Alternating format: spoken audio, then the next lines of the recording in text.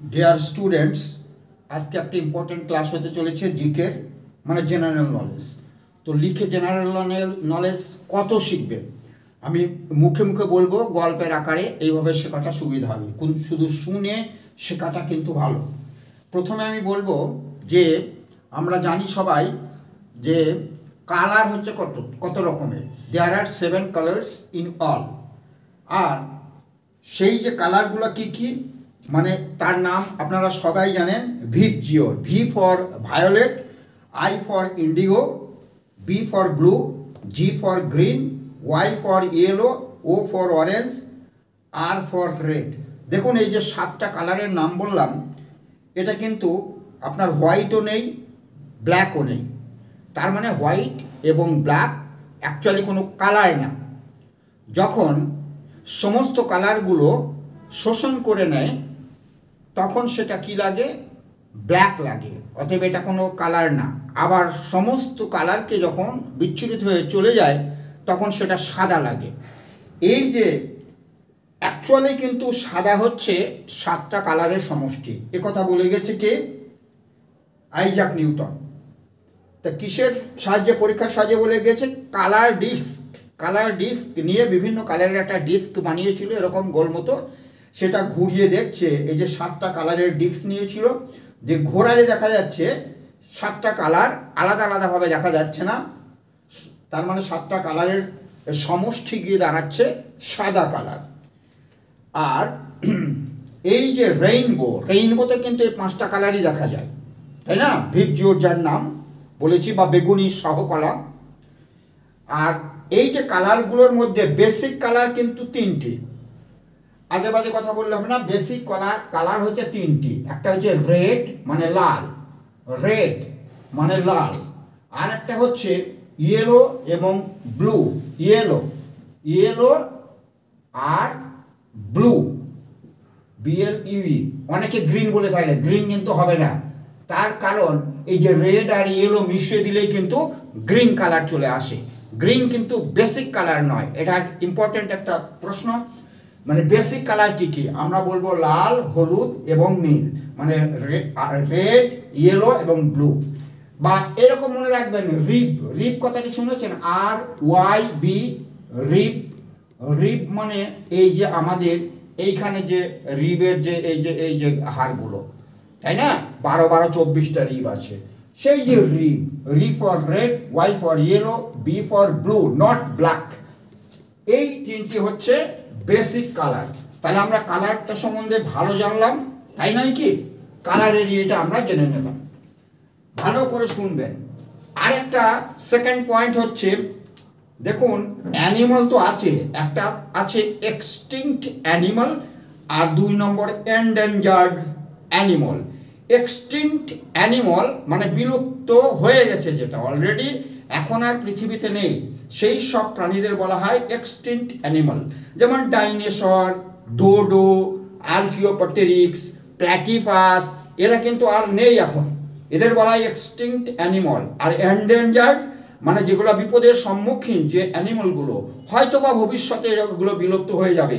যেমন বাঘ, সিংহ মানে টাইগার, লায়ন, এগুলো কিন্তু এন্ডেঞ্জার্ড অ্যানিমাল।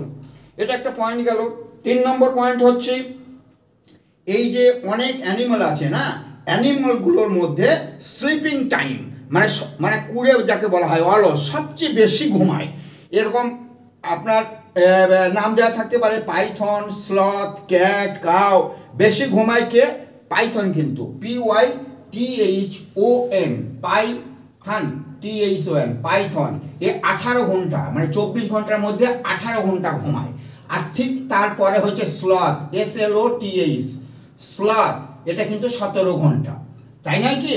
তাহলে সবচেয়ে বেশি ঘুমায় মানে স্লিপিং টাইম কার বেশি? পাইথনের। আর সেকেন্ড হচ্ছে স্লথ, 17, 18 আর 17। এটা একটা ভালো পয়েন্ট নয় কি? অবশ্যই এটা একটা ভালো পয়েন্ট। এবার হচ্ছে আবার এটা অনেকবার দিয়েছে এই ধরনের প্রশ্ন, মানে আমরা যে ভেজিটেবলসগুলো না খাই না, সেগুলো কোন দেশ থেকে আমদানি করা হয়েছে। তো প্রথমেই জানি, মানে আমদানি মানে কি? সোর্স কান্ট্রি কোনটা। তো আমরা জানি আম তো আমাদের দেশেই তৈরি হয়েছে প্রথম, তারপর বিভিন্ন দেশে ছড়িয়ে গেছে। আম, কলা, এই দুটো মনে রাখবেন। মানে ম্যাঙ্গো আর ব্যানানা বিলংস টু ইন্ডিয়া। এখানে ইন্ডিয়া থেকে এটা প্রথমে দেখা গিয়েছে, তারপর বিভিন্ন দেশে ছড়িয়ে পড়েছে।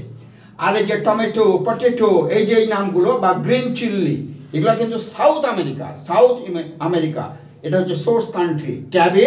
ক্যাবেজ মানে বাঁধাকপি, এটা ইউরোপ থেকে আমদানি করা হয়েছে, মানে এটা সোর্স কান্ট্রি ইউরোপের যে কান্ট্রিগুলো আছে ওই কান্ট্রিগুলো। আর পিস মানে যেটা মটর ছোলা, এগুলা সব আফ্রিকা থেকে নেওয়া হয়েছে। কি মনে থাকবে কিনা, এটাও একটা ইম্পর্টেন্ট। সবচেয়ে জানবো আম, এটা পরীক্ষায় দেয় যে আমের সোর্স কান্ট্রি কোনটা, তখন আমরা বলবো ইন্ডিয়া। আম, কলা, এটা আমাদের মানে সর্বাধিক প্রচলিত দুটি ফলের নাম।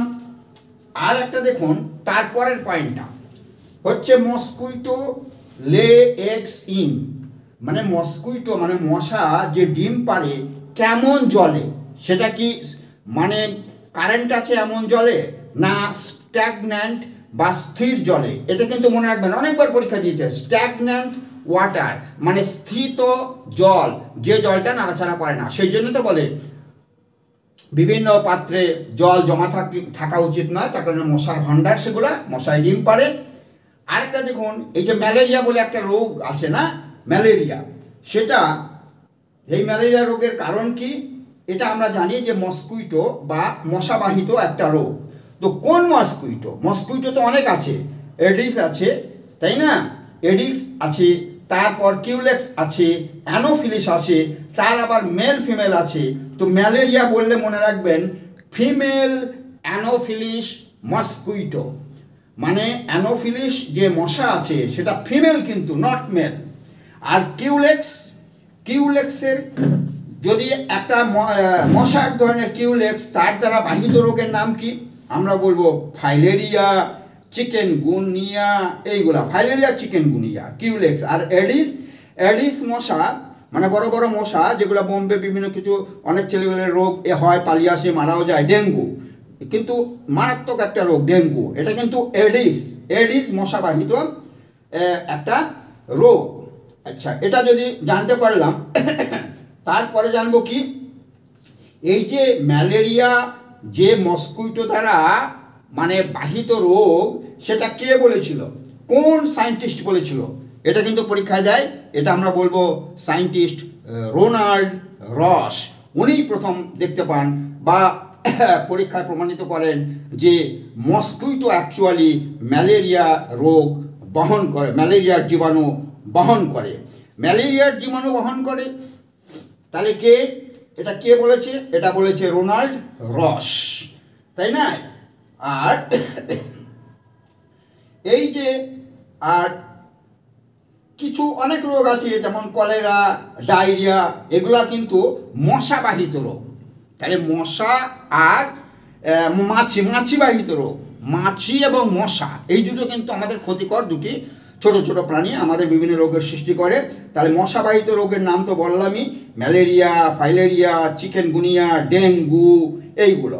আর যদি বলে মাছি দ্বারা বাহিত রোগ, কলেরা ডায়রিয়া, এটা খুব ইম্পর্টেন্ট।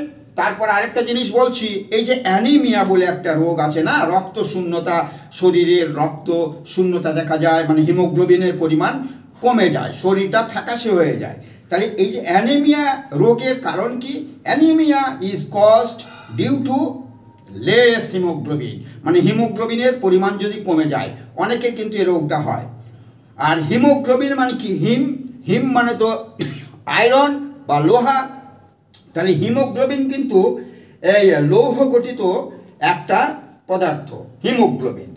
আরেকটা আছে হিমোসায়ানিন, এটাও পরীক্ষা দেয়, হিমোসায়ানিন সেটা হচ্ছে কপার, তার মূল উপাদান কি, কপার। হিমোগ্লোবিনের মূল উপাদান কি, আয়রন, মনে রাখবেন কিন্তু। আর এটা তারপর একটা পয়েন্ট বলছি, যে আমাদের যে নর্মাল হার্টবিট কত সবারই জানা আছে, 72 বার, মিনিটে 72 বার, অন্য কিছু না, কিন্তু মিনিটে 72 বারই, ঠিক আছে। আচ্ছা, এবার যাই পরের প্রশ্নে কি যাব, এবার দেখি। আমি যে প্রশ্নগুলো বলছি কিন্তু সবই কিন্তু ইম্পর্টেন্ট।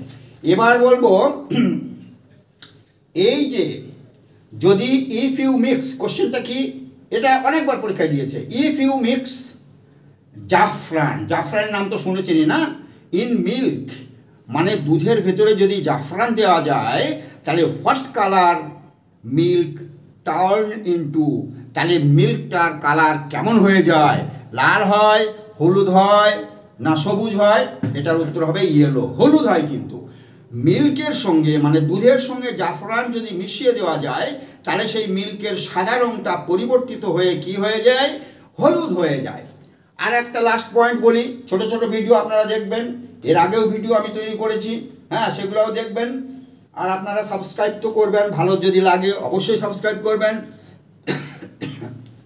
এবার কতগুলো অ্যাসিডের নাম করি, হ্যাঁ সেই অ্যাসিডগুলোর সোর্স কি, যেমন ফর্মিক অ্যাসিড, এটা পরীক্ষা দেয়। ফর্মিক অ্যাসিড পিঁপড়ে থেকে পাই, অ্যান্ট থেকে পাই। ফর্মিক অ্যাসিড কোথা থেকে পাই, অ্যান্ট থেকে।